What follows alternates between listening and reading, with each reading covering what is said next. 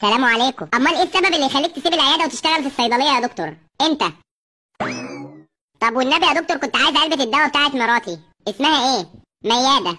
مياده مين يا عم انت؟ الدواء اسمه ايه؟ الغطا بتاعه كده شبه الليمونه المعصفره. وانا كده عرفته لازما الاسم يا حماده.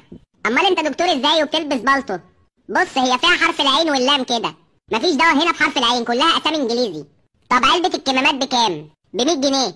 انا اصلا مش عايز كمامات، بضحك عليك، بس عايز اعرفك ان علبه فيها عين اهي. مش عارف انت دكتور ازاي وبتلبس بالطو؟ حقك عليا يا ابني، انا ما بفهمش، بس لازم اسم الدواء. يا دكتور يا اللي بتلبس بالطو اشتغل معايا كده. هو الغطا بتاعه كان لونه ازرق زرقان كالح كده. يخرب بيت البالطو يا اخي، تاخد انت تلبس البالطو؟ يمكن تفتكر اسم الدواء. لا ما بلبسش بالطو انا، بس ممكن اخد اليافطه اللي بره المحل افصلها جلابيتين. استغفر الله. طب هي بتشتكي من ايه؟ يمكن اقدر اساعدك. لا هبطانه كده وساعات نفسها بيقف، بس للاسف بيرجع تاني. طيب يا استاذ حماده اكيد عندها انيميا وده نقص حديد.